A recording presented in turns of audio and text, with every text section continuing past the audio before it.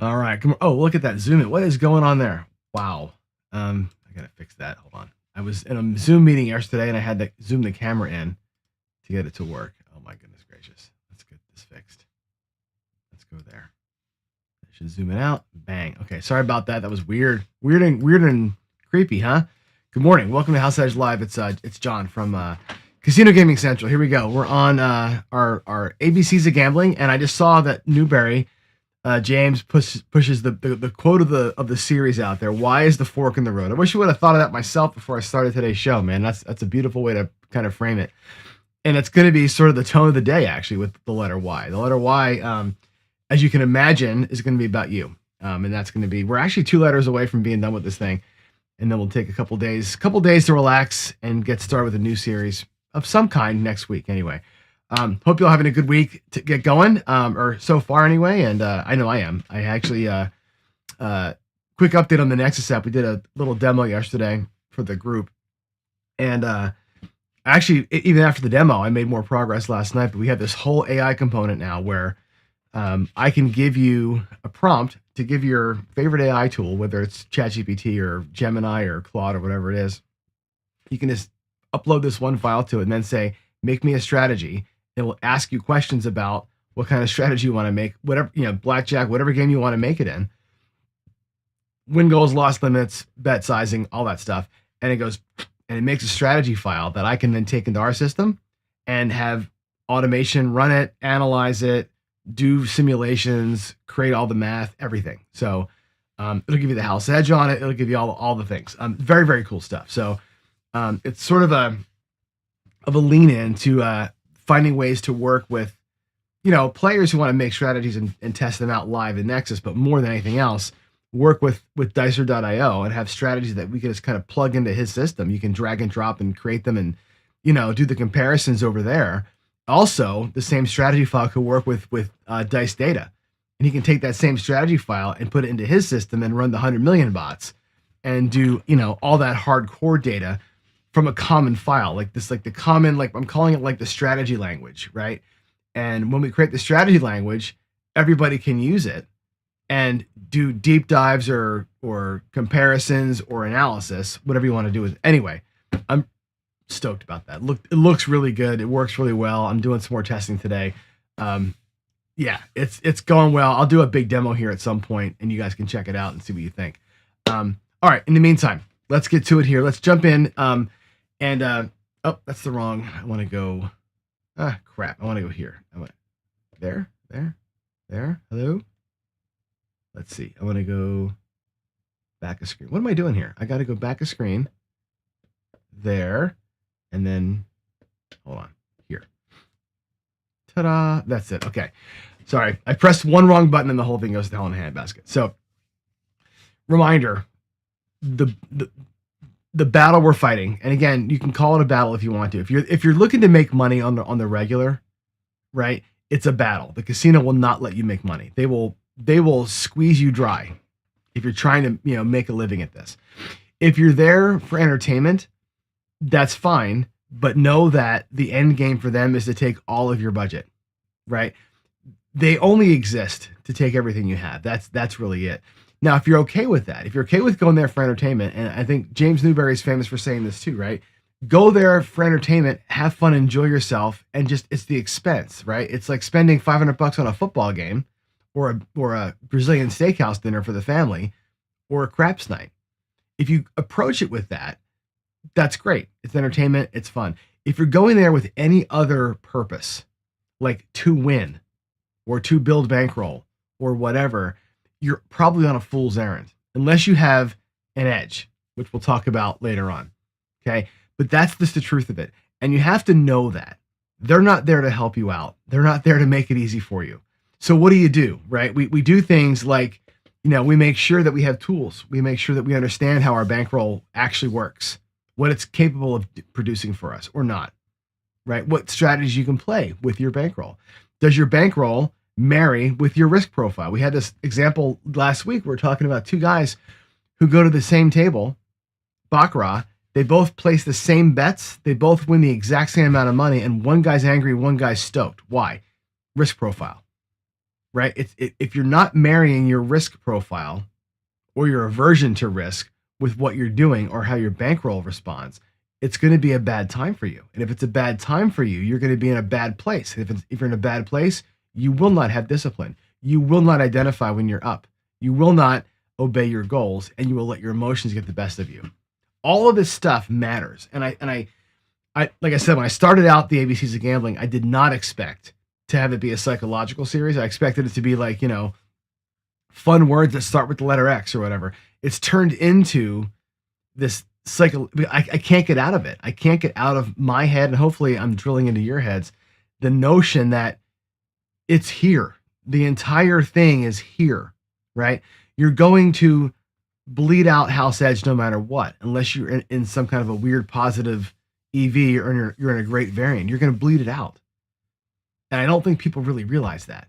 And I don't think the YouTubers that we're watching, and again, nice guys, Bluff, Vegas Matt, these guys, they're burning tens of thousands of dollars for entertainment value.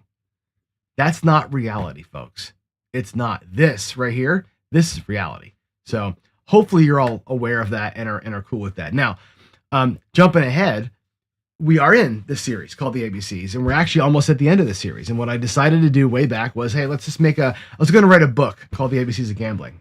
And I thought, before I do a book, let me do a video series. Let's see how it pans out. Was there good reception to it? Did people like it? Blah, blah, blah. So we've been having fun with it. And I think we'll do a little bit of an RCA probably tomorrow and Friday on it. But it's basically trying to find things about gambling that start with the letters of the alphabet. And today we're looking at letter Y. And the Y, we're almost at the end here, by the way, is all about you. It's your game. We're in the home stretch, right? We have Z left, and that's it. And I think before we close it out, we should bring it all back to you. And that's the theme of today, because the truth we've been building towards is this: all the knowledge in the world does not matter if you can't apply it. And applying it requires knowing yourself, your triggers, your weaknesses, your patterns. And so today I want to confront you with the biggest enemy, and that's yourself. We're going to walk through some triggers. We'll talk about building defenses, limits, rules, honest, again, self-assessment, and maybe we'll help find a way to put it together over the course of a year, and you can track your stuff. So I want to hopefully make it a little bit personal, and maybe that's kind of the point of it. So with that said, let's talk about your own worst enemy and who that might be. And I say here, spoiler alert, it's probably you. The casino does have the edge. We know this, right? Every game's got that shave built into it. The games, none of them have good math. They're all unfavorable to you. And neither of those is really your biggest enemy. The biggest enemy is you, because you make that worse, right? And I don't mean that you're your worst enemy in some whatever, like a motivational poster sort of way, right? I mean it in a really specific, like dollars and cents kind of way. Like, most of the money you lose at a casino isn't taken away by math. It's taken away by decisions. I've given you this example before. The house edge on craps, we know, if you're playing the pass line, is 1.4%. Okay. Even the worst bets are 16%. Nobody plays the worst bets 100% of the time. But the hold on a table, the actual profit from a table, is well over 16%. And it's not because you're bleeding out house edge, it's because you're making bad decisions. People make bad decisions, right?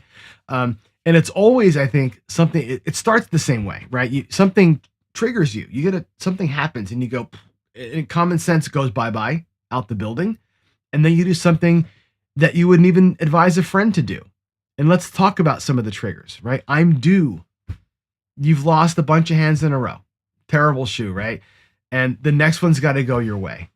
Eventually, and I hear people say something, the math's going to catch up to me, right? The math, we haven't seen a 7 in a while. It's coming. Or we've seen 7 sevens in the last 8 throws. It's got to come. Here comes the 30 roller. No. The cards don't know about the history. The dice certainly don't know about history. But that feeling, the certainty that the universe is going to come into some kind of balance, right, and make things even again, that's powerful enough to make people double their bets or stay longer than they should, right? Or cover more numbers on a craps table, or do some crazy negative progression in roulette until it balances itself out. And you're getting impatient, and you're inventing some like phantom pattern that just doesn't exist, right? Another trigger, just one more. You ever said that? We always joke about it on our shows. We're doing crafty shows. We're throwing dice. Oh, there's one more shooter before I close the show out today, right? Isn't that the one that loses, right? You hit your stop point.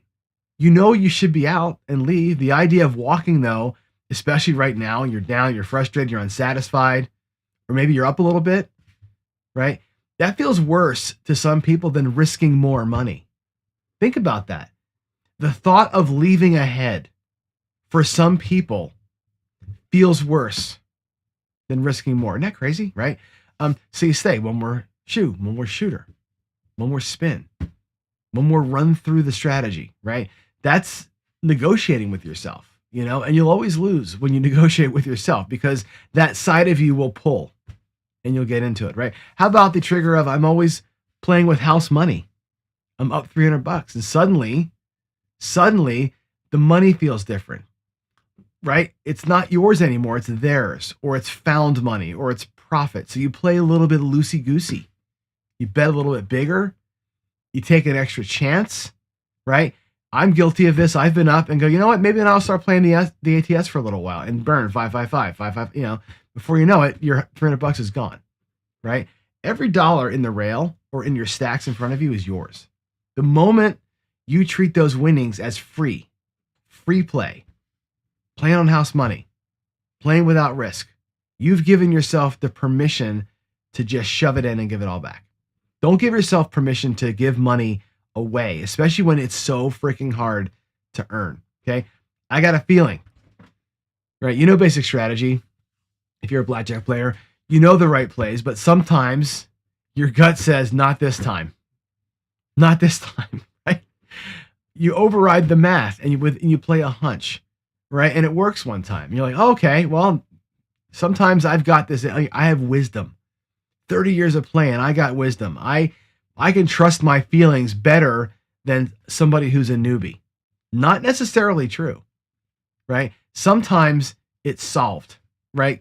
Blackjack's one of those games, or video poker, where the math is solved for you. You should never deviate. There's no feelings in some games, right? Superstition sometimes wears a lab coat. It never is never a good experiment when that happens, all right? How about this? The table is cold or the table's hot. I got to move, right? The table doesn't turn cold. The shoe doesn't turn cold, okay? Variance just shifted in a weird way, right? If you get up, find another table, and you try and restart with different energy, right? And a short temper, you didn't fix shit. You carried your frustration somewhere else to a new seat with the fresh buy-in, and you're in a different variant now, right? Doesn't matter. None of it matters. Actually, it's kind of funny. Blackjack Apprentice did this big test. It was very, very cool, where they ran all these shoes. And they were like, okay, what happens when the shoe's going bad and a person for like two hands will play, or for two turns will play an extra hand to mix up the shoe, right? Or a dealer comes in and they burn a card. Does that change anything? That's the equivalent of going to a different table. You play one extra hand for one thing, you change the whole shoe. Does it really matter? The answer is no. No. Your hourly loss rate doesn't change, but by a few pennies when you make those nothing matters. The math is solved, especially over time. Okay. How about in craps? We've done this before. I'm missing the number. The guy, I'm on the inside. Guy's rolling nothing but fours, right? And I'm getting nothing out of it. Go out there, because now he's rolling them, right? Or I'm missing out on the six. I'm not pressing enough, right? What do you do then?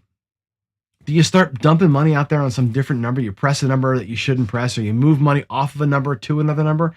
How many times have you done that? I'm on my six. It's not hitting. The four's hitting. I'll take my six, make it look like a four. And guess what? Here comes all the sixes, right? You're moving exposure around because you're chasing ghosts. You cannot chase ghosts in these games. It is what it is, right? Numbers don't trend. Things just happen. That's what actually happens. Things just happen, okay? Those triggers cost people so much money. And sometimes you catch it. Sometimes you can tell the story. I remember this one time when I was playing, and I'm like, you know what? Instead of going 44 inside, I'm going to go $40 outside in craps, which I've done. And somebody went on a streak of 10s, and I made a fortune. And I'm like, man, what a great call that was. It was just luck. It was just luck. I made the call because I had, and I'll tell you that exact story. I'll tell you why I made that call. I made so much money on that roll because in my rack, I had bought him for 500. I had my 500 and I had $250 in profit. So I had 750 in the back rail. In the front rail, I had $42 in the front rail. No lie. I had my 250 profit locked. I'm like, I'm not touching that. I have $42 in the front. I'm like, well, shit, I can't go 44 inside unless I break a green chip from my profit. And I'm like, I'm not doing that. So I went $40 outside instead because I had only $2. I couldn't go 44 in. I went outside. Lo and behold, that person hit the 10, and I'm a freaking champion. Luck, variance.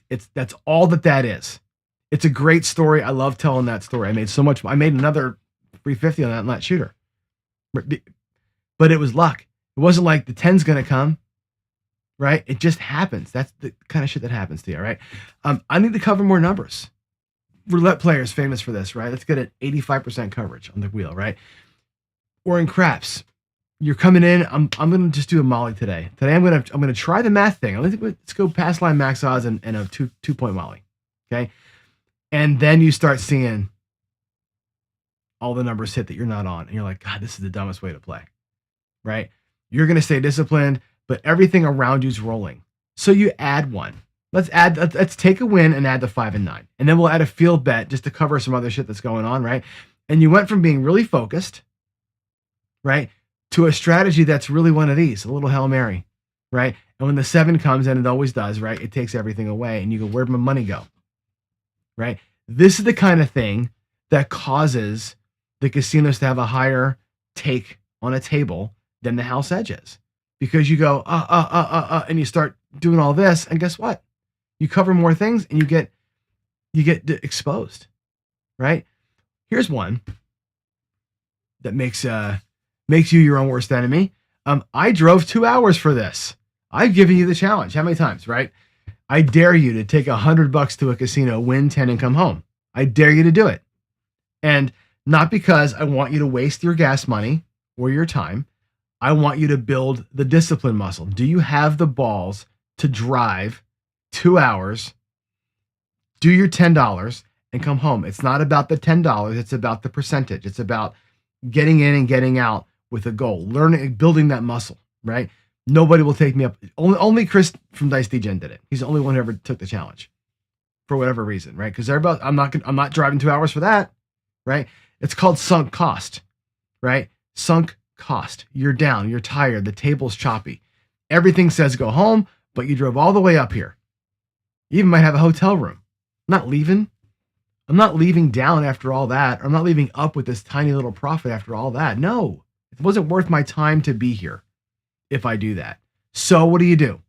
You play more. You try and escalate the profit. You're using energy you probably don't have. You're trying to justify it and all of that, right? Staying cost you your bankroll versus letting you have that win. Even if the win was enough to buy a hamburger, leave with a win. And on the challenge, I say that too, right? Take $100, go to the casino, win $10, buy yourself a burger on the way home. And that's your celebration. You did it. Like I did it. I won 10% and I left.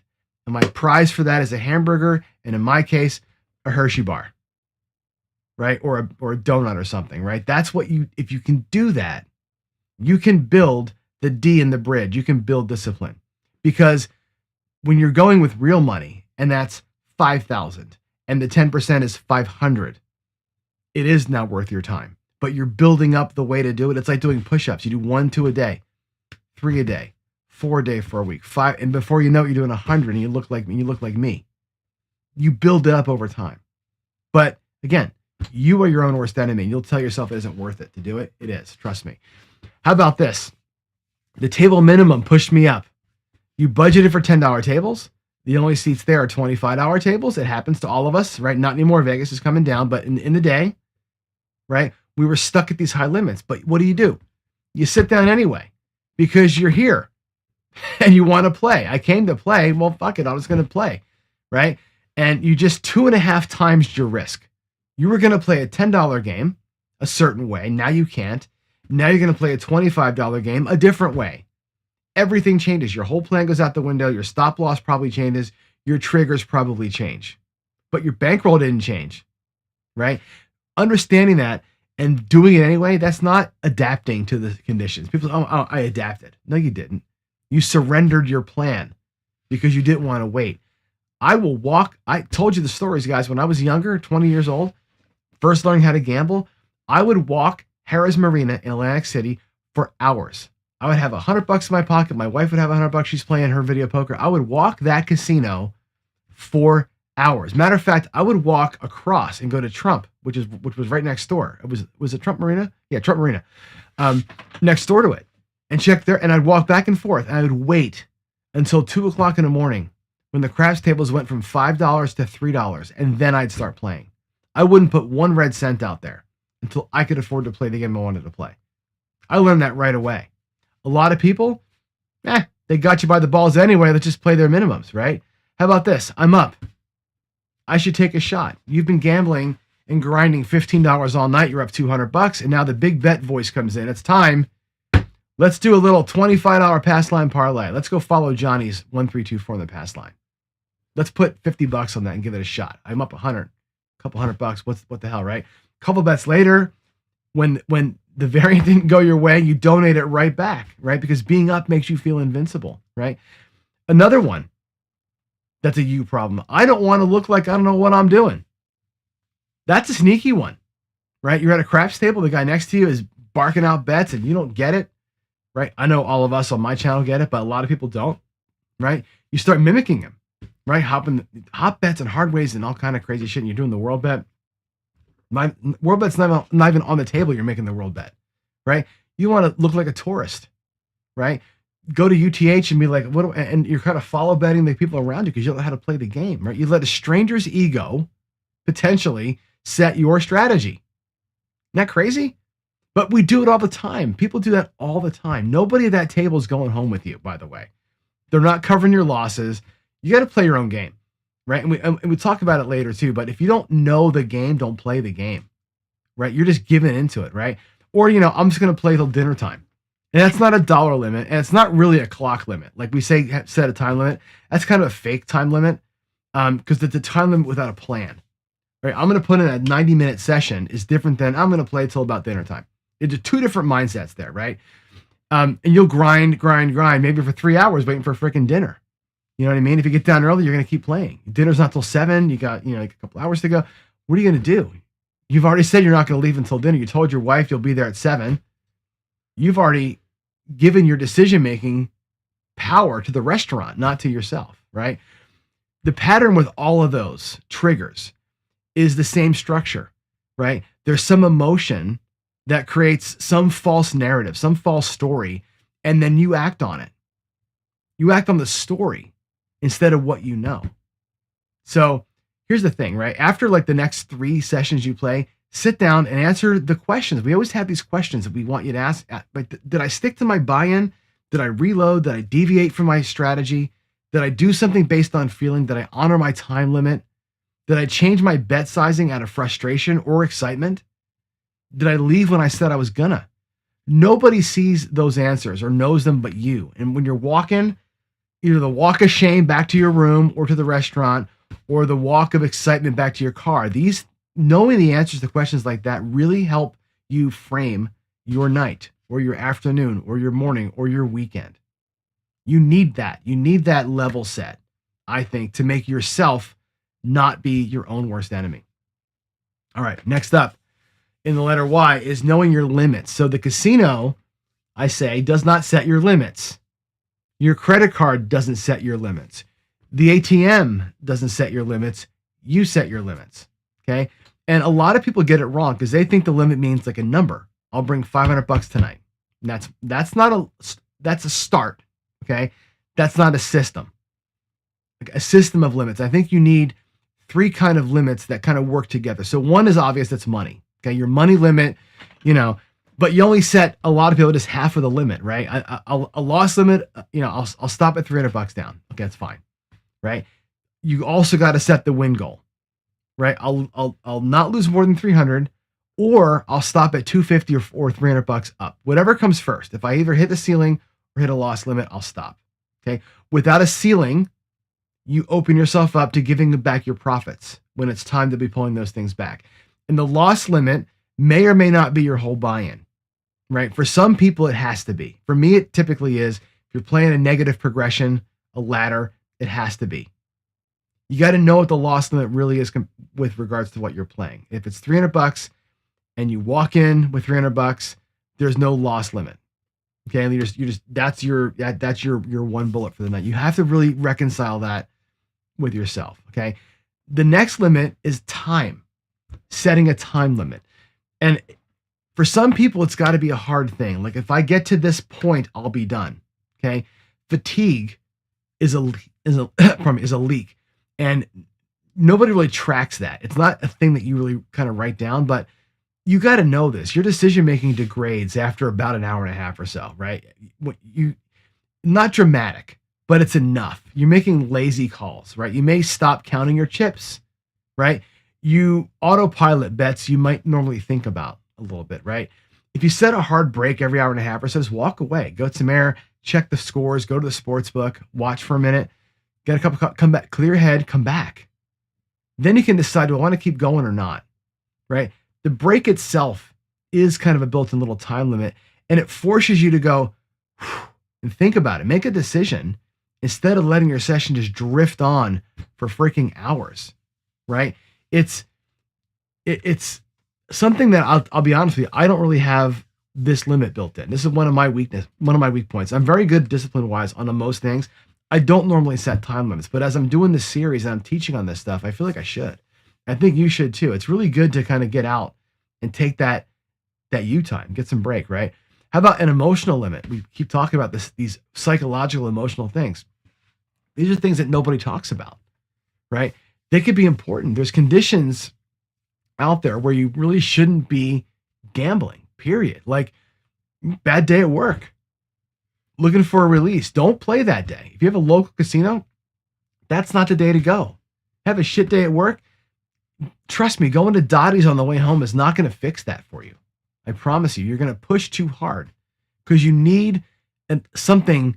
You need like a win to help your emotional state. Think about that. You have a bad day at work. You stop off at the slot parlor on the way home because you need to feel good about something. Imagine that. Okay. You and your wife or your husband had an argument on the drive in on the way to the casino. I've had arguments with Kathy about how much money we're going to spend tonight. We've had that argument, especially when we were first married. We had no money, right? You walk in, your head is not here. Your head is there, right? You've already lost your session limit because you're that upset. I'm not that upset. It's fine, right? No, the fact that you're rationalizing it all, that's the tell. And if you're thinking clearly, you should already be at dinner, right? So again, before you sit down, that check-in. Am I playing because I want to or because I need to? The answer is need, or I feel like I should, or what I really want is, right? Yesterday's loss still looming a little bit. The fight you had looming a little bit. You want to make yourself feel better, prove something to somebody, walk away. The table will still be there later. Trust me, right? But your bankroll may leave you in that moment if you make a shit decision, okay? All three limits work together. Set a time when you're thinking clearly and honor them, right? When you're not. That's the thing. When you're all good, you can play. When you're not good, you shouldn't play, right? Don't negotiate your limits with yourself when you get to the table. If you do, then they weren't really limits. Follow? So yeah, money, time, emotions. Set those limits for yourself and be clear-headed about it and honor them when you're not. If you're not clear-headed, don't jump in.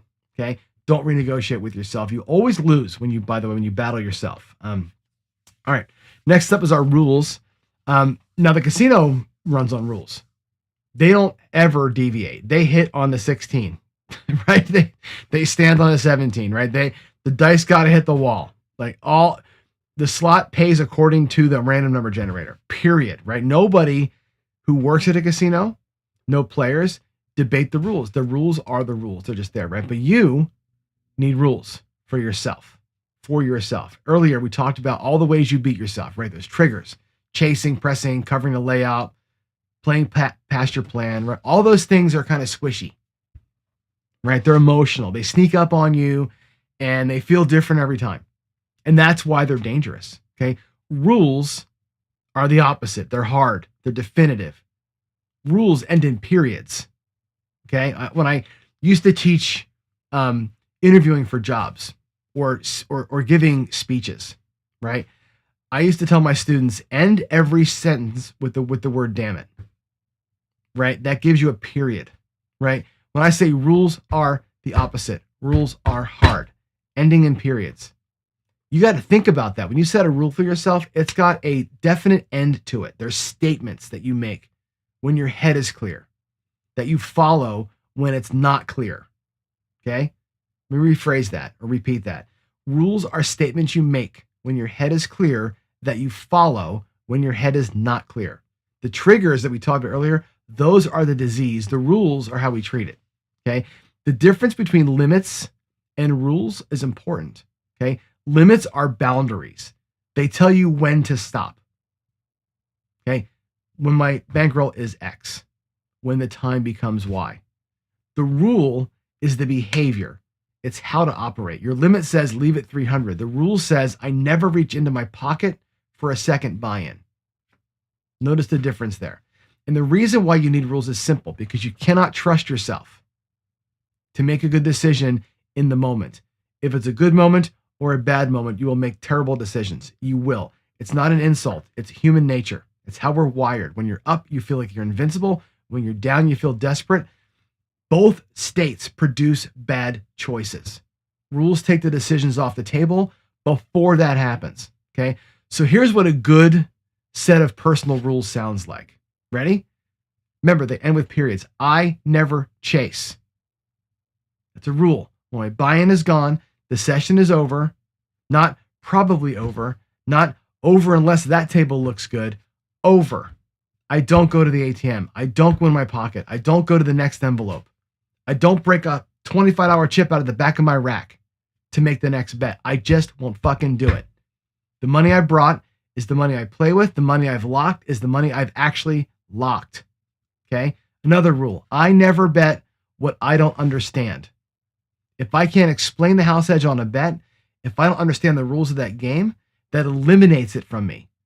It takes all the sucker bets away for damn sure, right? If someone at the table says, put a nickel on the hop, and I don't know what that means or what that costs, I'm not doing the follow bet. I don't get it. I'm not playing things I don't get and understand. Knowledge is one of the key things. John Patrick is one of the big four. You got to know your game. Otherwise, you're just going to write them a check. Rule. I take a break every 90 minutes, period. Not when I feel like it.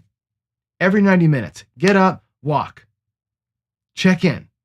Take a leak. Get a cup of coffee. Take a breath. Go outside and see if it's still light out or not. Right? Playing your game or is something else shifted? Rule. I don't play when I'm compromised, tired, drunk, upset, distracted, pissed off, whatever it is. I don't play when any of those things are true. I don't sit down. I'm already playing, and one of those things kicks in. Got to be done. Finish the hand, finish the shooter, get out of there. Right? A bad session costs money. A compromise session costs money and leans into bad habits. Okay? Rule. I decide my bets before the outcome. Think about that. I don't let the last roll change my next bet. If I'm on a pressing pattern, I'm on the pressing pattern. If I'm on the regression pattern, I'm on the regression pattern. I don't press because I hit. I don't pull back because I lost. My bet sizing follows the plan that I set, not what's happening. The dice don't know what just happened. My wallet, my brain shouldn't give a shit either. You're on task, okay? Rule. I log every session. The date, the game, the buy-in, the cash out, the time I played, what happened to me during the session. I answer the what went wrong, what went well, what was I surprised by, what would I change? I answer those questions every single time, okay? Without that, I guess on how things went. With it, I know how things went. And knowing is how we improve. Now, the thing about this is nobody will talk about this, right? Your rules don't matter if they're easy to follow. Anybody can follow a rule when they're up $300 and having a great night. It's easy. Follow the rule, man. I got discipline. I'm out of here, right? But they exist for the moments when you don't want to follow them. Rules exist for when it's hard, okay? When you're down big or the table's turned, or you and your spouse, she walks up or you walk up and you start squabbling in the moment at the table. You're like, shit, now what? You just lost your headspace. That's when your rule has to kick in, right? That's when it kicks in for you. That's that compromised rule, okay? When you break a rule, and you will, you don't want to get into the death spiral. Don't throw the whole system out because you slipped, right? Write it down. It happened. Okay, fine. Figure the trigger out. Was it an ego thing? Was it frustration? Was it social pressure? Whatever it was, tighten yourself up. And if you need to, add another rule for the next time you play. Next time that happens, here's what I'm going to do. And make it a statement that you can actually follow. Personal rules are definitive. That's the thing. They're definitive. They're not suggestions. So, anyway, build your rules for when you're weakest. That's what they're for. They're to help you get through the weak spots. Okay, let's move on to another one. We'll switch sides here and we'll talk about your edge. Now, be honest here. Do you have an edge? A real edge. And I mean, there are some people out there who think they have an edge. And we were talking in chat on Jeremy's show. There's a couple of guys who play craps who I swear think they have an edge in this game. They figured something out. They think the game can be beaten. It cannot be beaten. There's no amount of logging the rolls that will tell you what's coming. There's no amount of cluster betting that will tell you what's coming. This game cannot be beat. If you can create a variant through dice throwing, you can beat craps. Only if you can create your own variant with your dice toss. Otherwise, you don't have an edge. Okay? Edge does not mean I know what I'm doing. Having an edge does not mean I usually win. Right? Edge does not mean any of that. I want to know, do you have a mathematical advantage over the house or over the guys at the poker table with you? Right? For the vast majority of us, that answer is a definitive fuck no. Not just no, but fuck no. Right? And I'm not insulting anybody. It's just a fact about how the games are built. The games are built in such a way that you cannot get an edge. Okay? It exists on every bet, everywhere in that building except for on poker. It really does. Card counting can flip the edge, but the casino has already mitigated that. Okay? If you're playing recreationally a weekend a year in Vegas, you're on the wrong side of that math. Trust me, unless the variant is for you that weekend, you're on the wrong side of it. And it's fine. It's fine. As long as you're honest about that. We got to be like aware, right? Because it gets expensive, right? If you know you're playing for entertainment, right? You budget like that. You set limits, you enjoy the experience, you go home. It is what it is, right? The player who thinks they have an edge bets like an investor. Bigger stakes, longer sessions, less discipline. Honestly, because in their mind, the math is on their side, and it's not. It's not on your side. I've watched people at craps tables write shit down and start betting heavy on the 9 or some random ass number because they think that the math is on their side. It's not on your side. I can't state it clearly enough. The games are built to destroy you. They are all built to bleed you dry. Not like a stuck pig. They're here to bleed you dry, and that is it. So where does real edge exist? Video poker, maybe, right? Full pay, deuces wild, can return over 100%, 100.76 with perfect play. That's a mathematical edge, right? 0.76% over how much time you got to play to make that worth it, right? Full pay machines are harder to find, right? And you add in some points, you might find an advantage on some tables, right?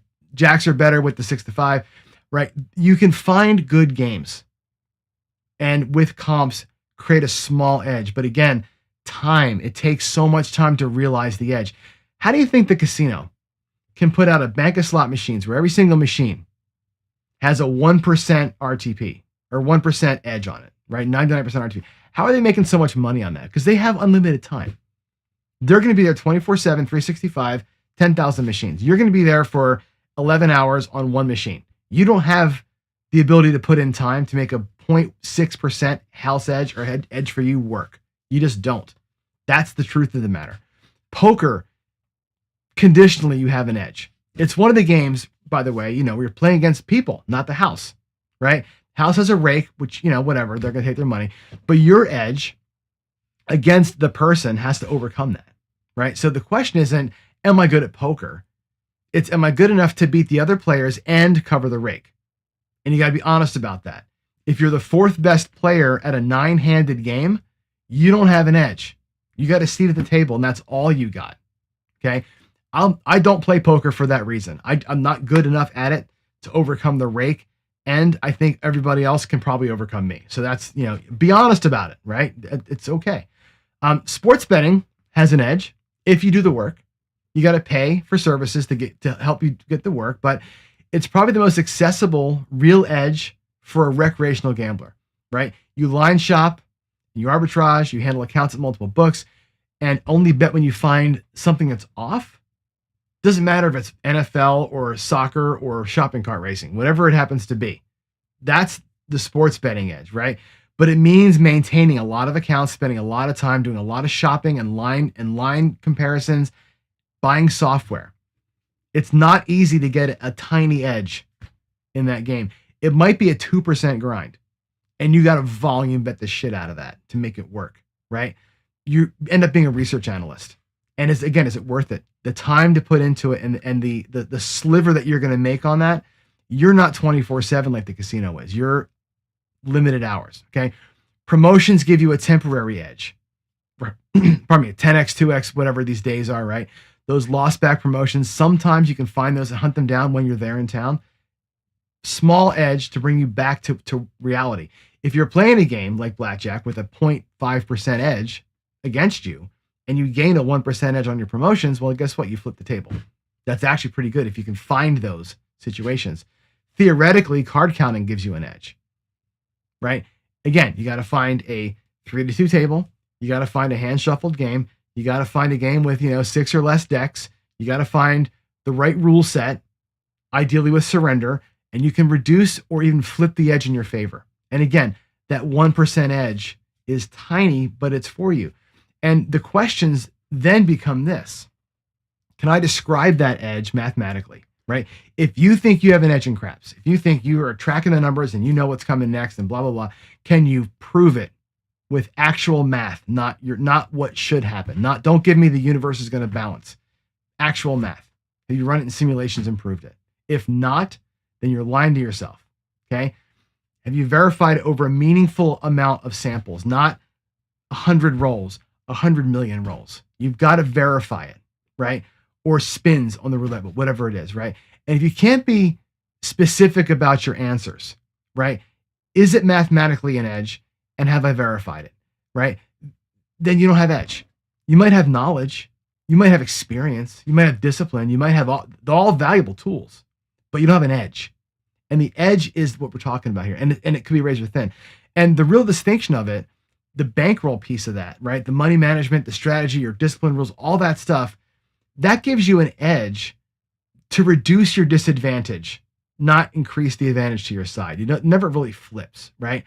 And it's not failure, it's just being smart, right? Knowing you have an edge and playing accordingly is more profitable than pretending that you do, okay? So here's the things that nobody wants to hear, right? All these edges, right? Video poker, sports betting, all that stuff, right? They are razor freaking thin. You're talking like less than 1%, maybe 2.5% at most. And that thin edge needs 2 things to capitalize on it, right? One is bankroll. You got to last, because just having an edge doesn't mean you're going to win. It means over time you're going to win, okay? Over time means you need volume. You need massive amounts of bets. You need to play blackjack for 10 hours a day, right? Max betting when it's time to realize the edge. You can't really stay awake that long, right, to do it. That's why there's teams that take advantage of blackjack games, right? That 2% edge still means you lose 48% of the time on your even money bets. Think about that. You need hundreds, thousands of wins to make that edge grind out a profit. Think about that. Do you have that kind of time? Like, what's 2% at $10? Right? That's what you're talking about on these bets when you have an edge. You need tens of thousands of outcomes that go your way, right? For most of us, honestly, you can't pull it off. And that's the answer to, do I have an edge? Yeah, sure. But can I find it? No. Maybe. Can I exploit it? No. Can't stay awake that long. You can't, right? And if you can't survive it, because again, the casino is 24/7, 365. They can survive everything, right? That's where risk of ruin comes into play. Even with an edge, the casino will still bankrupt your ass because they have unlimited money and you don't. Think about that. Even with an edge, they will bankrupt your ass because they have billions of dollars and you have thousands of dollars. You will never win that fight. It's a math problem that none of us can finish out. And you have to be honest about it. And I've told people who think they have edges this, that's fine, right? Over time, they will bleed you out. That's just the truth of it. All right, last topic for why. Ready? Years-long planning. Okay, most of you think session to session. A lot of you don't. You think in years. I'm looking at Dr. S. I'm looking at 4D Craps. People who I know are serious. And old number 7, old Bob. Serious people who are writing shit down and keeping track of what they're doing. I guarantee you, when I read through this, they're going to go, oh yeah, that's me, right? They start with a number. Your annual gambling budget.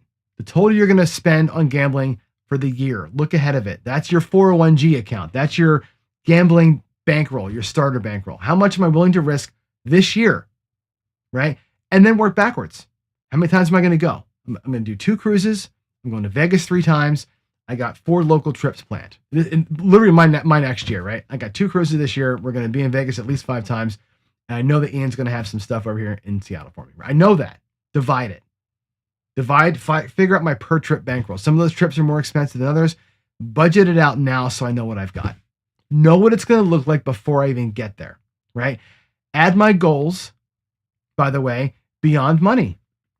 And I'll give you an example of that. Okay. We talked about a couple of things. One is I'm on a bad streak with craps. Again, this is February 17th, 2026. So going back to about November, not been great for me at the craps table. I've been a bad variant, right?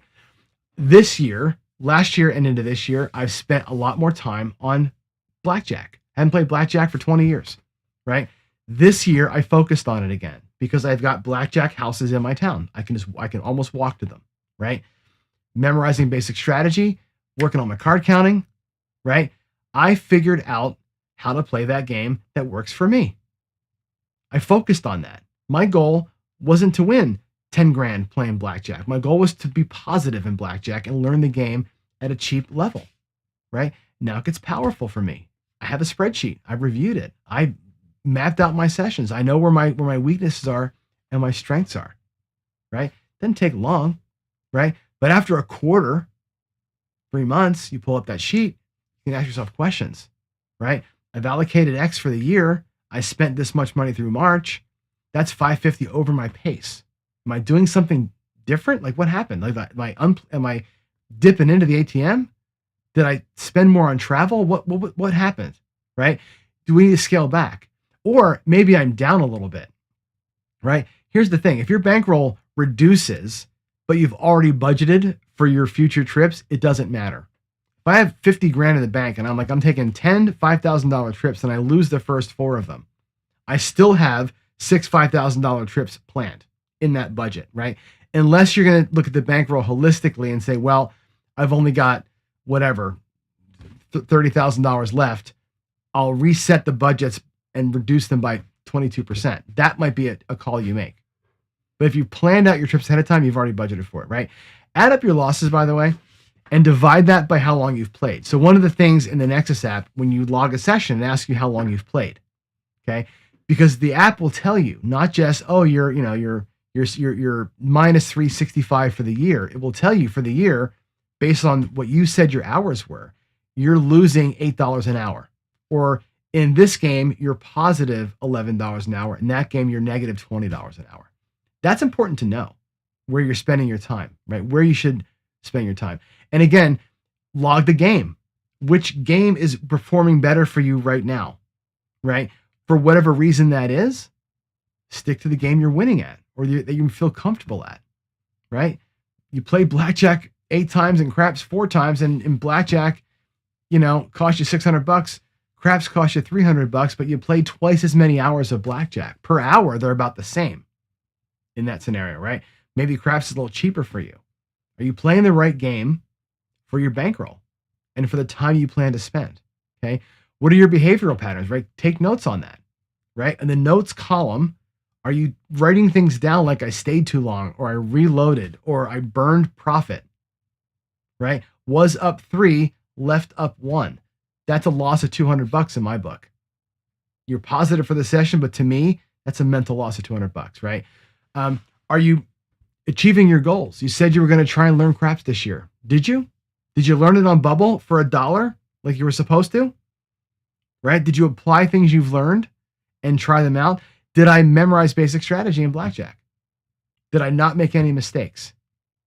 Did I stay off the side bets? The goals only work when you check in, right? Now, you start your second quarter with making adjustments, right? You trim the budget maybe, you implement a new rule about reloading or whatever it's going to be based on what you're doing, right? At the end of the second quarter, same review. Budget, did your adjustments work? Is your cost per hour changing? Your behavioral patterns, are they changing? You're starting to see some change in your life, right? By the end of the fourth quarter, you got a full year of data. And now you know your cost per hour across all the games in all the cities. What days or times of day work better for you? What games are working better for you? What are you enjoying more? When do you find yourself going on tilt? All this stuff you get when you log stuff. And if you make a year-long plan out of logging it, you got a ton of data that you can use for yourself. Some of that data is squishy. Some of the data is, I felt shitty tonight, or I did a dumb thing. That's good to know. Write it down. Some of the data is also played at a high limit table because that's all they had, right? Didn't play at a high limit table because I wasn't going to get sucked into it. Those things matter. And you can watch your discipline and your bankroll, probably your bankroll change over time. So think in years, not sessions. I think is a good takeaway here, right? Budget yourself annually, set goals for the year, track everything, review every quarter. All those questions we talk about to ask yourself to check in with after your sessions are also important. It all leads you down the right roads. All right. So that's it for letter Y. Your game. And hopefully you'll take some things away, right? The casino isn't your biggest enemy. You are. And not in an abstract way, in a very specific, identifiable way. You chase losses, you cover the layout too much, you press up because you're missing out on shit, right? You're staying because you drove too far and you don't want to make the drive home not worth it. You're playing above your bankroll because the minimums went big, right? Recognize those triggers.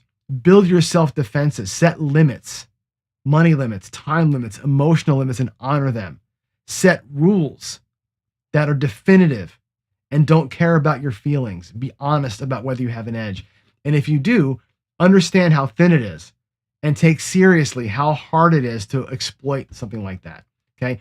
Put it all together in a year-long plan, I think is the thing. All right. So next up tomorrow, we have Z, Zero to Zen, the finale. We'll talk about the zeros on the roulette wheel and some other stuff too. So, yeah, we're getting after it here. I can't believe we're actually, almost at the end of this damn thing, right?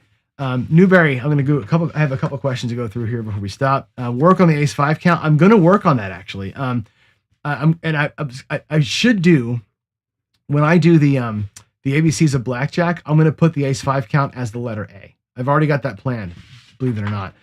It's a much easier way to count cards. It's faster. It's not as obvious, and it gets you close to the real count. So very, very interesting. So, all right, let's check for other questions in here. There's a bunch of questions. My goodness gracious. Kevin Farm says, craps is a negative game. Yes, it certainly is. Okay. And he also admits he's his own worst enemy. But why has he imposed a 5-second rule to shoot the dice? We know the answer to that question. That rule exists to get rolls per hour. The casino makes money because they make 1% on every single bet. The more bets they can resolve, the more money they make. If they're making 1% off of every bet 30 times, or 1% off every bet 80 times, they would rather it be 80 times. That's why you get heat for being slow. Very, very important. Okay. The Hawaiians have a different problem. They're traveling 3,000 miles and staying a week. They can't just take $10 and leave. I get it. Practice that at home.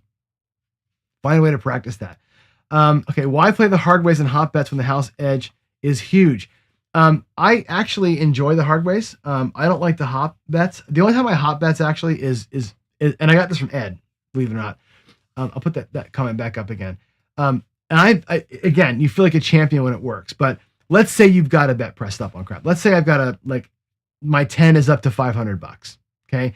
And it's a come out roll. They hit the point. My 10's at 500. Like, man, I want that working, but I don't want to risk that $500 against the 7 on the come out because, it happens, right? What do? Throw $20 up and hop the reds or hop the 10s for $20 each or $10 each or whatever you want. Do that. It gets you some action on the 10 for a little bit of money without risking the whole thing. That's a time to hop bet, right? Or there are systems where you place or buy the 4 or 10 and do a hard way for half the amount. And you're kind of gunning for the hard way with a little bit of place bet protection. That's an interesting system that you can play where it makes sense. Randomly throwing out hard ways and hops is where you start bleeding money out. If it's part of a system, I can get behind it, Daryl. And he says here, would you rather play 10 minutes and be up 500 or the whole night, 8 hours and be down 100, right? I want to be up the money. Show me the dough, right? I don't care if I have to drive 2 hours. And if I win in the first 10 minutes, I have to stop playing, right? And here's the thing for me, and maybe I'm different. I can find something to do. Like if I drove from here, Wenatchee, to Seattle, it's 2.5 hour drive, and I went to Snoqualmie Casino and I played craps and I went 5-5-5 and a $25 pass line and I got the dice and I went 44 inside and I had a 30 roller, right? Or maybe a 12 roller. And I got all the ATS numbers and I win, $800 or whatever it ends up being, right? And I'm like, well, shit, I literally, my car's not even cold. What would I do? Would I drive back home? No, but I would certainly go eat they have a great restaurant there and they have a good sports book. I'll go sit and watch ladies arm wrestling for 4 hours and count that fucking money all day long. I don't need to play. I like the atmosphere. I like the experience. I would stand back and watch a craps game and just enjoy that other people are winning. I could stand there and be a fly on the wall all night long. I don't have to play. If you feel like you need to play, if this is you, if you feel like you need to play, that's a problem, right? I would take the money and I'll do everything but play. Trust me. All right, let's see. When dice go off the table and there's an argument, do I turn my bets off? I do not. Other people do. I do not. I don't believe in any of that stuff. But a lot of people are very superstitious and are big believers in energy and feeling that it's going to cause something to happen. It doesn't. And I will tell you this. We should probably do it at some point. Log it. I challenge Kevin this, right? Like log it. When you're in a casino and all those bad things happen, if you're going to turn your bets off when the dice go off the table, when they hit somebody, when the waitress comes up, when the stick changes, and all these 11 things that can happen, right? Log it. Say stick man change, next roll was and write the numbers down. Dice off the table, the next roll was and then you write the numbers down. I guarantee you, if you do that, 1 out of 6, it'll be a 7. 1 out of 6 times the dice leave the table, it's a 7. It may be the next one, but 1 out of 6 is what that number is going to be over time. It just is what it is. It feels like it's a thing. It's not a thing. Trust me. All right. Does it bother me when I play blackjack and other people don't play by the book? It used to. My dad was a big believer in what he would call the sanctity of the shoe, he would say, right? My mom used to play at the end of the table and he would play first base. She'd play the end. And her job in their team was to fix the shoe. So he would play perfect at the outset, and she would watch. That guy should have hit. That guy took a hit when he shouldn't have. These two people should have hit. So in her mind, the shoe needs 2 more hits to be right. She would take 2 hits off a basic strategy to get the shoe back. I don't believe in that anymore. I've seen enough analysis and enough simulations to prove to me that it just doesn't matter. Ultimately, the move in blackjack is you against the dealer in that round. This time that person may screw you. The next time it may be the reason why you win. It happens enough on both sides. I think it doesn't matter. So, all right. It is 8:30. I'm 15 minutes late for my meeting. I got to go. I gotta go. You guys are awesome, by the way. Thanks for the great chat today. I appreciate all the eyeballs and all the questions and all of it. Again, leave comments if you have ideas for the next ABC series. If you want more coverage on some of the, we can take all these topics and deep dive any of them now, right? We've done them all. So anything else you want to hear, see, or whatever, drop it in comments. Share it with your friends. I know there's people who need to hear these messages. I know for a lot of you, I'm preaching to the choir, but if you have people out there who need to hear why they are their own worst enemy, send them the video. Send them a link, all right? Love you all. God bless everybody. I'll see y'all tomorrow. Hump day, letter Z, and we close out the ABCs. Bye.